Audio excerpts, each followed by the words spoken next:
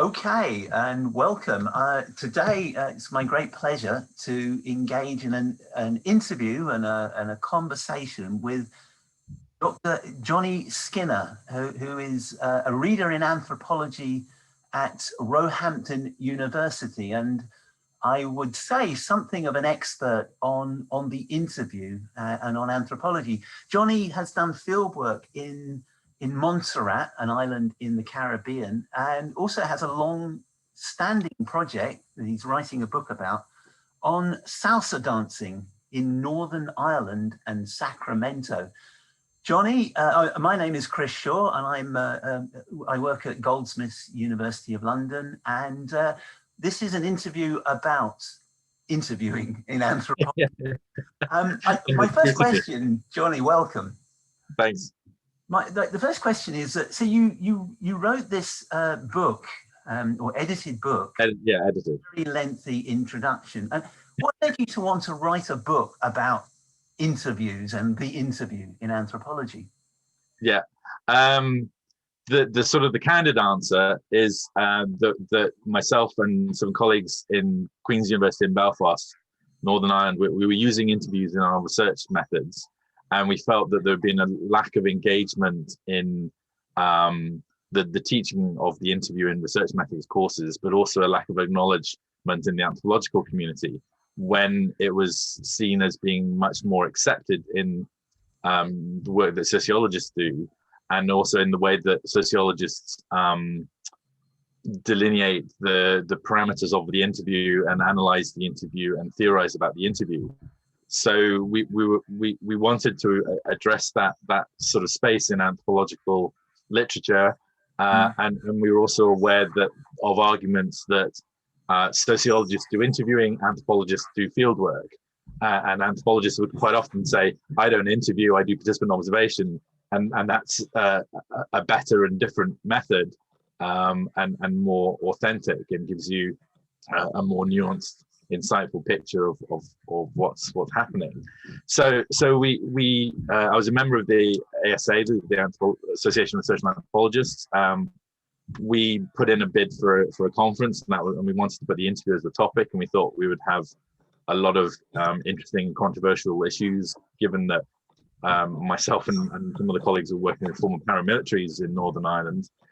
So interviews and their transcripts, the ethics, the politics of it, how anthropologists engage with the interview, how you store the data, what constitutes an interview if you're on the streets working with people. Apologies for the roofers. They seem to be above me at the moment, despite the image. And it was interesting in that the initial reaction when we invited keynote speakers was that several of them declined and said, I don't do an interview in my fieldwork, so I can't possibly speak about this. And so we realized very quickly that we had different notions of what constitutes an interview. So for me, it was an interview as a conversation with a purpose. It's a dialogue with people. It might be a sort of street intercept. It might be a more formal, here's my tape recorder and here's my transcription of material. But for others, an interview was a sort of lazy way of doing research. And I understood that, where they were coming from. I did fieldwork in the Caribbean, on the island of Montserrat. A volcanic eruption started about 10 months into the fieldwork, and I was evacuated. And literally in the month before the evacuation, I've been starting to wrap up the fieldwork by trying to have these interviews on tape for my supervisor to see that I've been doing proper fieldwork. And I had all of these strange conversations with my informants or respondents that tried to paraphrase the really useful conversations we've been having for several months. And it was almost like a performance event, that I was asking a question and saying, well, Jonathan, you know the answer to that question. Why are you asking me that question? Again, we talked about it this other month. And I was like, this is a question for the tape recorder so that I can transcribe it and use it in the transcription in the thesis later on. So I've been interested in the relationship between field notes and field work and the interview. And I felt that I probably over-relied on the interviews when I was writing up the thesis, when the actual field work and the context and the conversations that I had were more important, but they sort of the balance was askew in the thesis, and yeah, piqued my curiosity. Well, let me ask you, I mean, just so, almost it's always useful in anthropology and elsewhere to deconstruct our term. I mean, what exactly is an interview? And I contextualize that. I know that you know, David Silverman and others have sort of tried to characterize our society as the interview society. What does he mean by that? Sure. This, I think, is where a lot of sociologists and writers, Gubrian and Holstein, have sort of engaged with the interview society. We live in an interview society in the sense that we have interviews all around us. It's on television, Oprah, Paxman, sort of TV shows, on the radio waves. You are acculturated into the interview. You've been interviewed to get into university, you've been interviewed in your GP practice, and what that does is it gives the person expectations as to what constitutes an interview. So there's a sort of level of self-fulfilling prophecy about this zeitgeist technique, this confessional narrative that sort of plays into your sense of self to sort of talk about who you are. It's almost like some of the critics of the interview society would say it's sort of self-indulgent confessional technique to talk about yourself almost in a sort of psychotherapeutic fashion, and that means then that when the anthropologist or the sociologist or anyone who's doing the interview is interviewing their respondents, their respondents have it in mind what it is that they have expectations as to what that person is trying to get from them, or they've been interviewed before, so they've already had a rehearsal, and they're just repeating the sort of the pattern that they've got, the stories that they know would work with the interview. Does that mean that there's something quite formulaic or ritualistic about the interview? Absolutely, and some people would say false or inauthentic. I've had interviews where people want the questions ahead of the interview and they read the answers. I've had interviews, the head of the Montserrat Tourist Board had an interview. I was using a tape recorder, showing my age rather than the digital. The tape ran out and they stopped mid-sentence. I changed the tape, hit record and play, and they pick up once the tape has spooled on. So you know that they're really engaging with the nature of the interview rather than the actual question, and that we haven't got what Andrew Sparks would say is a symbiotic relationship that can build in an active interview that's responsive and full of agency. But is there a, you know, given the structural constraints within this and the fact that we've all become habituated, is there an anthropological way, or is it a particular anthropological approach to conducting, you know, research interviews? Yeah. I think it's an interesting question. I try and teach to my research methods students a sort of mixed methods approach. So you're triangulating on a particular topic. You would spend a lot of time doing field work and then complementing it with the interview, so that you know when someone's bullshitting you, you know how to probe and follow up the topic that you're engaging with, so that you can, to some extent, test or engage fully with the person. So I think it's a complement to the field work, and very useful in that respect. Sometimes you don't have the opportunity or the luxury or the resources, financial resources or time resources, to do the 9-10 months or the 2 years in the field.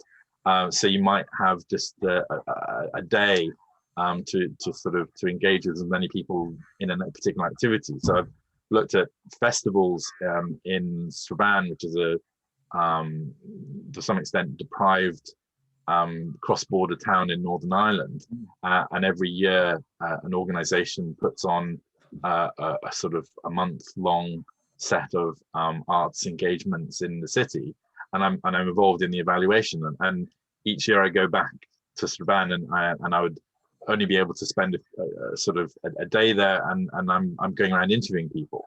So it's useful, but you need to be aware that you're missing out and lacking that context to some extent. So how do you respond? You know, we often get this criticism that, you know, well, that's not proper ethnography. You said it was a complement to fieldwork, but how would you respond to that criticism? Well, it's a part of the fieldwork. It's a way of capturing to some extent. I think we can debate partiality, authenticity, the truth, and the idea of sort of transcription and text and taking it into a thesis or a publication is problematic in itself, but it does give you material and data to return to write up. I think the other answer would be that anthropologists are doing interviews even if they don't necessarily acknowledge it. It depends upon your definition of what constitutes an interview. So someone like Robson would say that an interview is a conversation with a purpose to it. So if you are having the intention of eliciting information on a particular topic from someone, it's not like a casual, informal conversation that's unstructured. Then to some extent that is a research interview, and it depends on how you define it. The Steiner Cavalli talks about the interview is literally an interviewing. It's trying to understand the other person's perspective. You are trying to view in between yourself and the other. So I think it has a cross-cultural or cross-body sort of comparative dimension to it, which can be inherently anthropological. So it can be a window onto other people's worldview, or it can be a way of getting the emic point of view. But well, I suppose that let me segue to the question about what about your own experience? You know, how have you used it, and you know, where has it been particularly successful, and where has it not? Where hasn't it been? Yeah. Yeah. How candid should I be? How public is this going? Is this within the Goldsmiths circle? Yeah, don't worry. No, that's okay. I should have got you to sign a consent form before with all the tick the box about. Yeah, well, I mean, it's difficult to get permission to do interview research, and it's being circumscribed in particular ways. Where I think it's been successful, and then again, this is coming from me, and there are notions of success and failure. I have done field work in Belfast and in Sacramento, California, partly out of sort of relations and travel, opportunistic research, turning into a sort of more established sort of research project. But for about 10 years, I was heavily involved in the dance scene in Belfast, competing, student, teacher, involved dancing 2 or 3 nights a week, hanging out with dancers all the time. And I was doing the same thing in my summers in California. And I got started I was interested in the similarities and the differences. And in the States, I was doing interviews as a research project, British Academy sort of funded, looking at why people are dancing, what they're getting out of it. There's much more Latino migrant scene. There's more about escapism from present working conditions. And in Belfast, wasn't so much interviewing. There was a lot of suspicion towards interviewing. There's a fear of things becoming state controlled, and a suspicion as to where your words are going to go. People are quite guarded as a sort of vestiges of the Troubles, the sort of era of conflict and ongoing simmering tensions between Protestants and Catholics, or Unionist nationalists. So it was interesting that in the States, people were happy to be interviewed, and in Belfast, I would be turned down, and a lot of people were rejecting my request to be interviewed.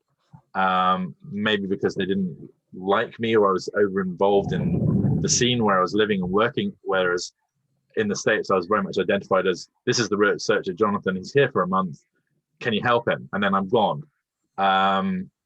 So it was problematic conducting interviews in Belfast. Sorry, got the baby and the roosters in the background now, and I think I'm digressing slightly.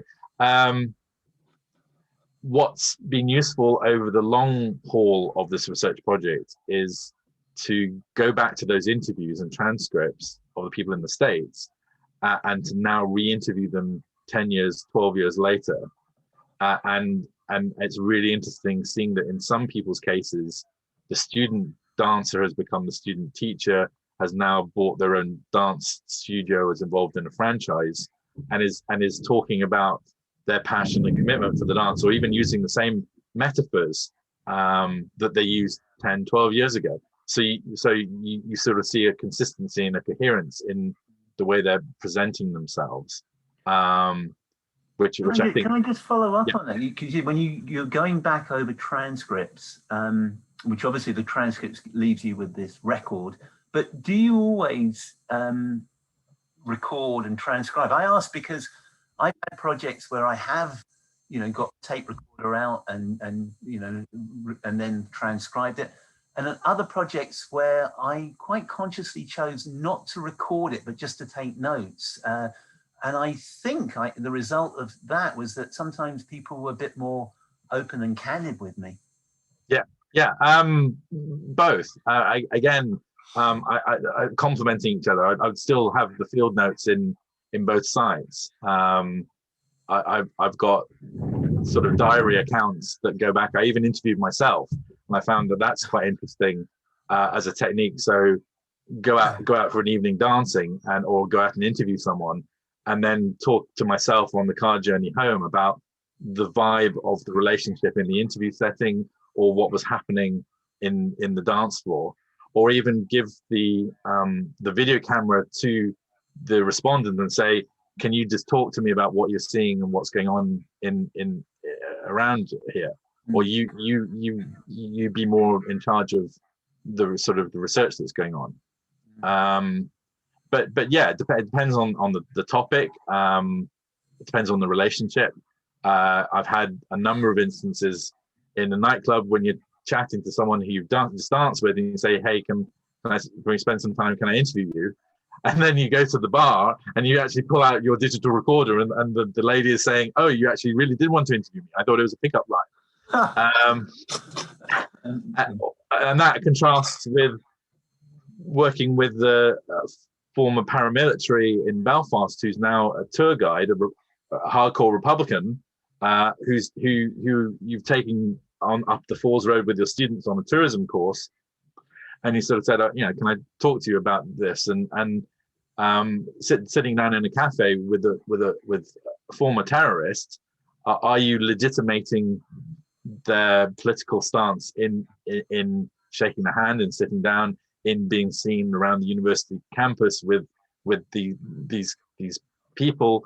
How are you going to work with their transcription? Is it going to be safe to store on your computer? What are they going to say? So yeah, it depends on the circumstances and the topic. I would certainly use field notes and scratch notes and head notes, and be trying to contextualize and frame that interview, or be aware of the limitations of the interview, and to not. I think there's an over-reliance on the text. Like, you get a student dissertation, and they go out and they do 10 interviews, and they do like a discourse analysis, and they're relying a lot on that sentence that sort of resonates particularly with what they're exploring. And I think being aware of the process and being able to contextualize it and to critique yourself and the process actually holds up and that work and strengthens it, and means that you're more sort of careful and more responsible in the student's writing. Are there any particular kind of like risks or dangers in interviewing as opposed to participating? Or? Yeah, I mean, when I sat down with the former terrorist, I'd just been on a careers fair, and I had a British Army join the paras, pen to take my notes. And that was the first thing. And instead of asking him the questions, he said, the first opening lines to the interview was, do you think it's important for your students to know that I was being in the maze prison as a terrorist? Do you think that helps with the tours? And you're kind of like, how do I engage with the person? And it was, sorry, I'm losing track a little bit. Say that again. Well, I was asking you whether there are sort of certain dangers or risks in. You mean physical risks? Well, yeah. I mean, you mentioned the over-reliance on you end up with this extracted text, and you might highlight. Yeah. Are there other risks and things that you? I mean, the interview is a way of interrelating and a way of seeing and a way of opening up, but does it also close down certain things? Yes. Yeah, absolutely. One example I give my students is one of the first times I did an interview, I was completely underprepared, and it was with a family member who I thought I was talking about their passion for painting, and it turned into I think a suicidal plea and a cry for help, and I had no way.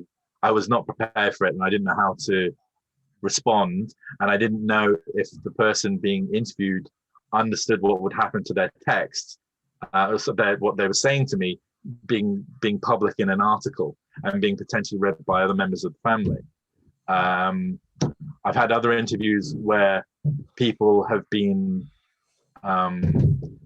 talking. I think I'm getting into the more physical than the sort of the relationship ones. I can turn to the relationships. I interviewed one person who wanted to make clear that the inspiration for his songs were him being raped, and that was a very important point for him to articulate in terms of the relationship between artistic creativity and performance, and sort of a calypso song being a social commentary of life around you. And I was a graduate student, and I had all sorts of tensions in terms of, do I publish this and make a case for it? And yet the person was also perhaps, I'm not sure the politically correct way, mentally challenged. And were they aware of the implications of what they're saying? So it raised all sorts of questions about sort of consent and informed consent, continuous consent.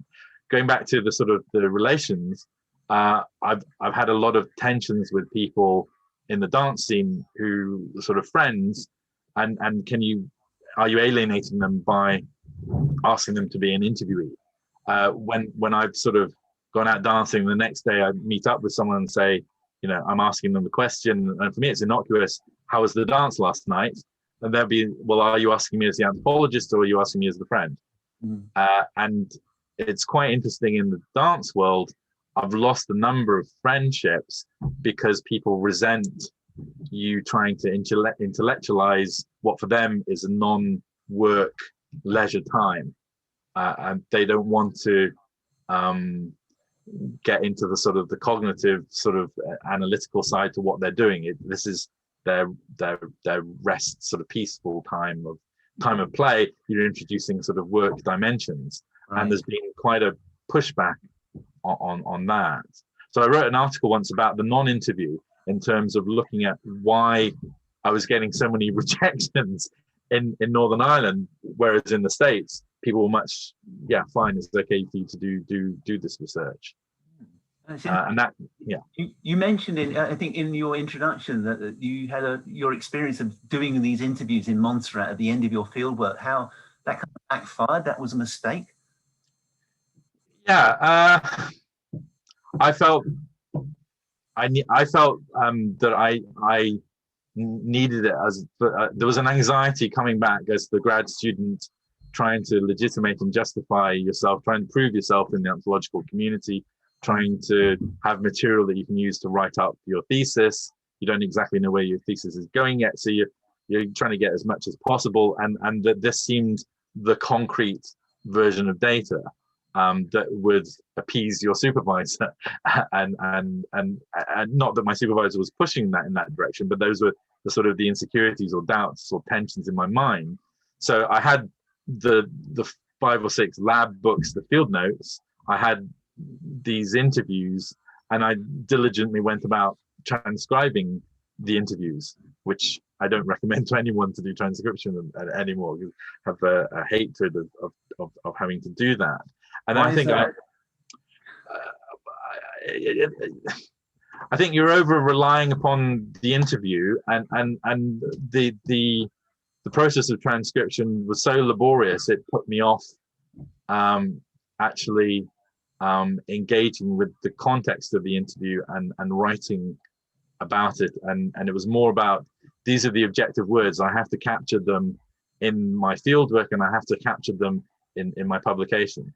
Otherwise it's not real, it's not truthful. And I think I'm more relaxed about that in terms of partiality, hermeneutics, textual interpretation, the intextualization of society, in trying to turn sort of an experience into an account for the academic community. Well, let me, my final question, and it's more of a, well, it could be it's a practical, but it's also maybe a philosophical one, is, what tips or advice would you give to an anthropology student who was embarking on, using interviews for the first time in a research project? Yeah. I find it really useful to situate the research method and its pros and cons, and I would think very carefully about why you're using the interview. Is that the best method? What is the rationale for using the interview? What are the limitations of the interview? I'm not saying don't interview, but I'm saying that if you are going to interview, be aware of that's this type of focus in your research. What are you missing by relying upon that? What are the limitations of that? And to try and account for that in the dissertation or writings.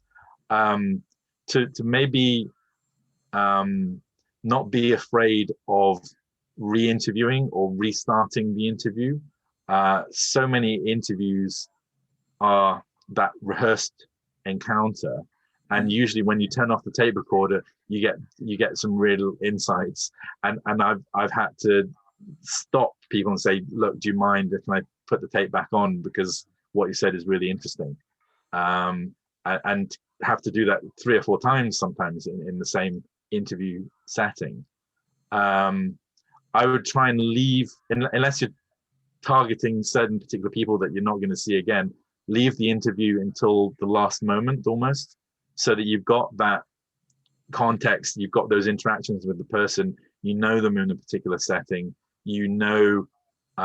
when they're presenting themselves in a particular light in the interview society sort of frame, how to sort of probe, how to treat what they're saying, rather than sort of take it as the gospel. You've got an insight already, so you're not going into the interview cold. And then I would also think about the reverse phases in the interview. So there's an introductory phase, a sort of warm up. Then there's a sort of middle phase where you might have the particular topics that you want, depending upon how you structure an interview, semi-structured, unstructured, sort of structured. And then there's the sort of the warm down. The hardest phase, I think, in an interview is closing it. You've already noticed that Cris sort of said, this is my last question. So I know that we're sort of wrapping up, but it's actually very difficult in an intense engagement to sort of create that space and to sort of start to move away from the person that you're with. And to be aware that they might feel that themselves. I've had several interviews where the person feels that there's more of a relationship going on than you are invested in, not in a sort of sexual, sort of physical type of relationship, but if you're listening to someone articulate their position in the world for several hours maybe, and you're giving them a voice to their maybe marginalized, oppressed position, maybe they're talking about abuses or difficulties, you've got a very important role in their life, and it's very difficult then to just say, right, thank you, goodbye. So how do you wrap that up? I sometimes say, I've covered a number of issues. Is there anything you'd like to go back to, or that we've missed? And that sometimes gives them a moment for reflection, or gives them an opportunity to talk about something that they haven't quite phrased. And then they also know that in the next 5 minutes, we're sort of going to sort of part company to some extent. Yeah. Yeah. Well, have we done the warm down satisfaction? Are there any other questions that I should have asked, that you, if you were interviewing, if you were me interviewing yourself, you did say you once had an interview with yourself. What questions have I not asked you that no, I mean, I suppose that the sort of auto-ethnography, auto-elicitation, the sort of the advances in interviewing, we've sort of broached the introduction. I think there's some very interesting chapters. Anne Montgomery has a chapter about transcription and how she looks at the interview very differently depending upon her memory of the interview and the way she transcribed it. And she thought she had a good relationship with her informant, and it turns out she felt that she was closing the informant down and not responding to a cry for help, which I think is very interesting to sort of look at in particular detail in transcription. And there's also a chapter by Georgiana Gore who talks about the interview so much based upon memory, so much invested interview society sort of experiences. Instead, confront someone with an experience and film it, and then get them to narrate what was going through their mind. And she's got the suggestion that this offsets the sort of memory aspect or the rehearsed aspect to the interview. So as I'm playing around with ideas about elicitation, I've interviewed myself, if it is an interview. I was asking questions in my head. So I suppose to some extent it's an interview perhaps with a purpose. And I found that that's useful for giving a sense of the context to what was going on or how I was feeling. Maybe I was romanticizing the interview. Maybe I just felt there was no connection. Maybe there were sort of falsities. Maybe I was threatened in the interview setting. And I think that ambience is important, though it's difficult to write about.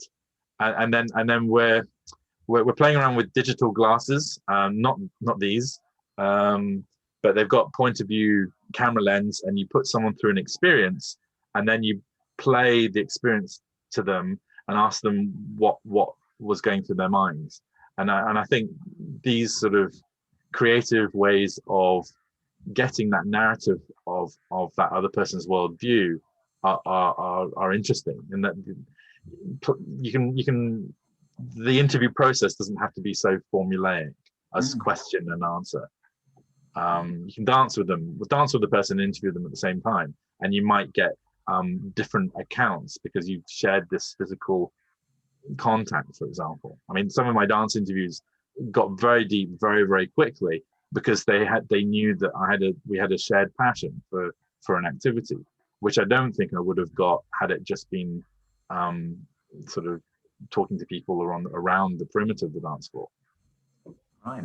Well, okay. Yeah. I think we're out of time there, but thank you so much. That was a really thought-provoking and fascinating interview. You're welcome. Thanks a lot. I'm going to stop now. Sure.